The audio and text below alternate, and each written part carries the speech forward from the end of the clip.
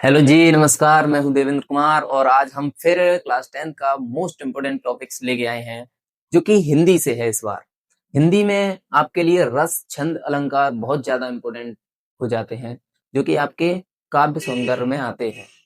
हिंदी व्याकरण व्याकरण में छंद और अलंकार, ये तीन टॉपिक ऐसे हैं जिनसे हर बार आपके क्वेश्चंस आता है और आता रहेगा। देखिए, तो रस क्या होते हैं, हम पहले पढ़ते हैं रस क्या होते हैं। कोई बताना चाहेगा? आप कमेंट में डेफिनेशन अपनी लिखते जाना अगर आपको पता हो। अब हम बताते हैं कि रस क्या होते हैं। रस किसी काव्य या कविता को पढ़कर या फिर सुनकर सुनकर सुनकर मन में जो भाव उत्पन्न होते हैं, मन में जो भाव उत्पन्न होते हैं, भाव उत्पन्न होते हैं उन्हें रस कहते हैं। रस कहते हैं कहते हैं आपके जैसे आप किसी कविता को पढ़ रहे हैं या किसी कविता को सुनकर मन में जो आपके जैसे भी भाव उत्पन्न होते हैं, जैसे आपके मन में शोक का भाव उत्पन्न होगा या फिर आपके मन में प्रसन्नता का भाव उत्पन्न होगा, तो यही रस है। रस यही होता है, ठीक है।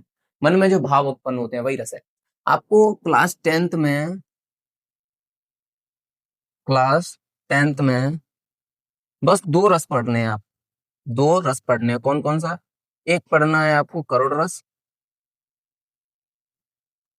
दूसरा पढ़ना है आपको हास्य रस।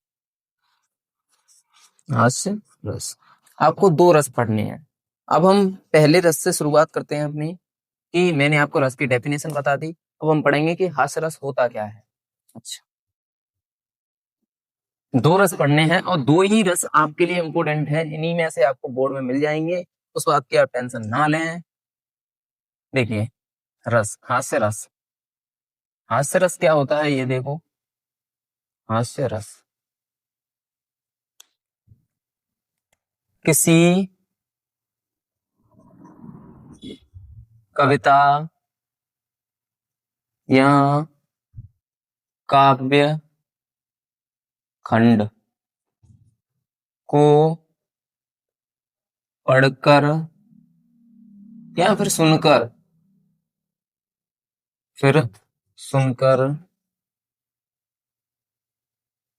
मन में जो हंसी सी के भाव उत्पन्न होते हैं उसे हास्य रस होते हैं उसे उसे हास्य रस कहते हैं। हास्य रस कहते हैं। जैसे आप किसी कविता को पढ़ रहे हो और उसमें आपको एकदम हंसी के भाव उत्पन्न हो जाए आपके मन में, तो उसी को क्या कहते हैं? हम हास्य रस कहते हैं। ये आपको समझ में आया होगा। और इसका स्थायी भाव क्या होता है? स्थायी भाव स्थायी भाव स्थायी भाव हास होता है इसका। क्या होता है? हास होता है। ये भी आपका एक नंबर के लिए इंपॉर्टेंट रहेगा, ठीक है। अब हम इसका एक उदाहरण भी देते हैं। हम आपको एक उदाहरण देंगे और आपको यही याद करके जाना है। वो उदाहरण कौन सा? बुरे समय को देख कर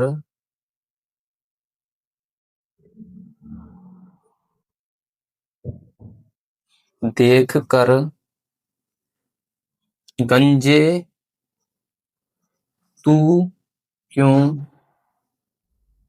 क्यों रोए। किसी किसी भी हालत में तेरा बाल नवा का होए।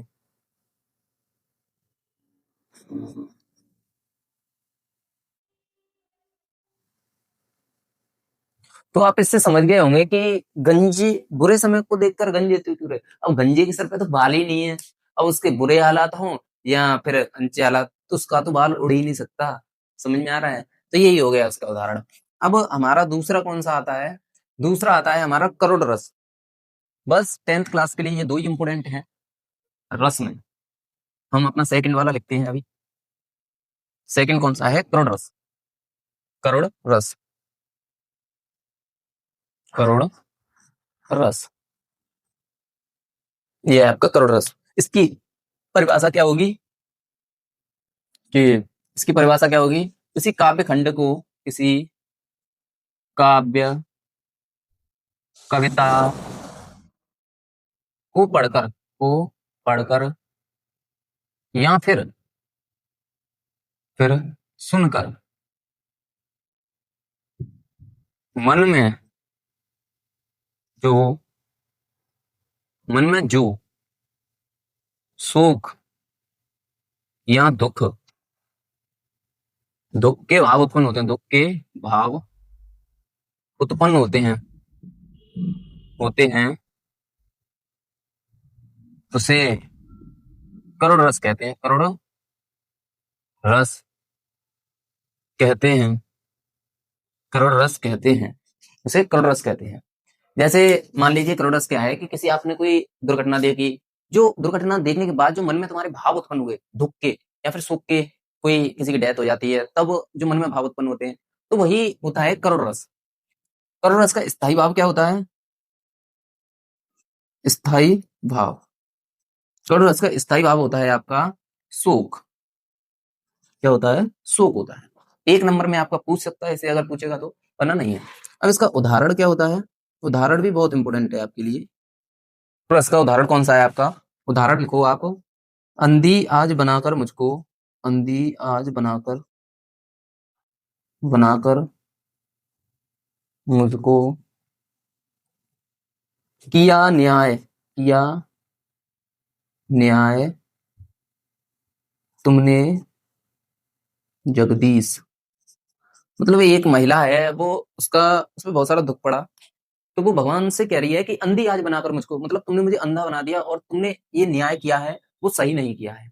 तो आपके यही दो रस हैं। अब हम बात करेंगे अलंकार की। कौन कौन से अलंकार हैं आपके? हमने रस पढ़ लिया है, अब हम देखते हैं कि अलंकार आपके कौन कौन से होते हैं। यहाँ पे 10th लेवल पे आपके अलंकार कौन कौन से हैं ये देखिए। अलंकार आपके 10th लेवल पे बस 3 अलंकार हैं। एक है आपका उपमा, उत्प्रेक्षा, एक है आपका रूपक। बस आपको ये 3 अलंकार पढ़ने हैं, ठीक है। अब देखिए उपमा अलंकार क्या होता है। उपमा अलंकार, जब किसी किसी व्यक्ति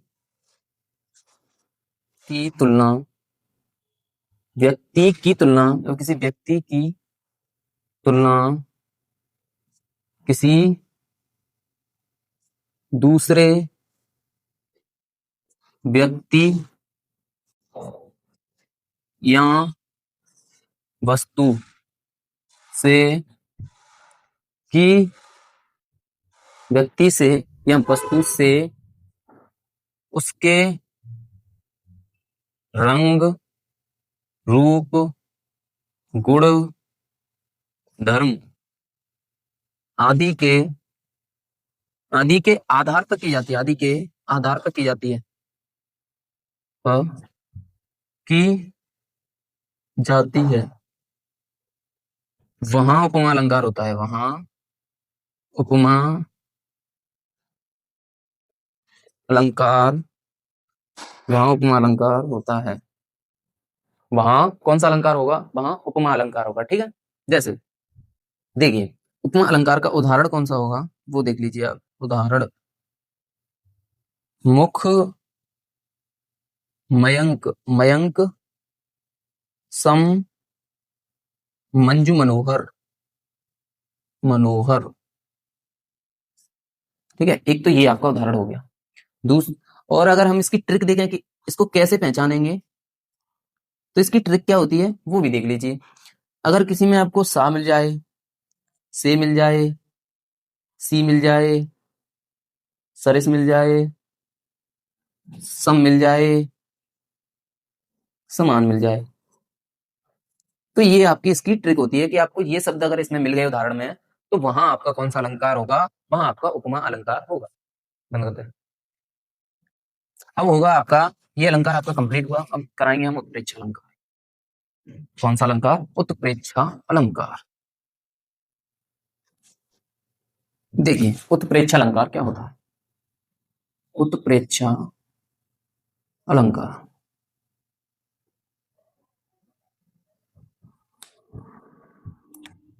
जहां उपमेय में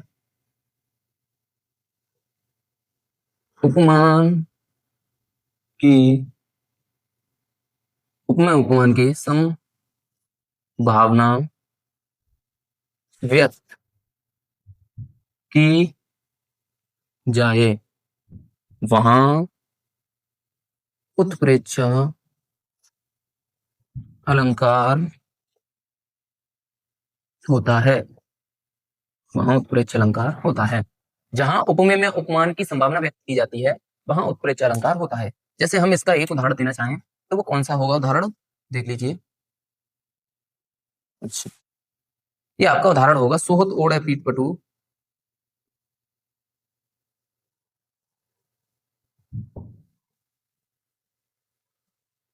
पीत पटु श्याम सलोने गात, श्याम सलोने गात, मानो नीलमणि सैल पर आतप पर्यो प्रवाह। ये इसका उदाहरण हो गया है उत्प्रेक्षा अलंकार का। अब उत्प्रेक्षा अलंकार की अगर ट्रिक जानना चाहो, यही लिख लो ट्रिक। जहां पे आपको मानो, मानो मिल जाए, जानो मिल जाए, मनु मिल जाए, जनु मिल जाए, मनहू मिल जाए, जनहू मिल जाए, जनहू आदि शब्द मिल जाए, तो वहां पर क्या होता है, उत्प्रेक्षा अलंकार होता है। कौन सा अलंकार होता है? उत्प्रेक्षा अलंकार। आपका उत्प्रेक्षा अलंकार खत्म हो चुका है। अब हम कराएंगे आपको रूपक अलंकार।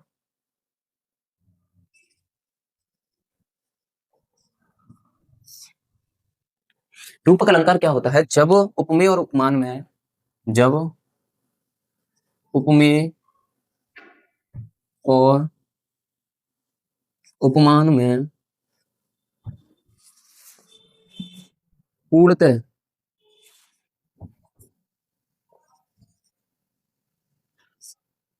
प्रकट की जाए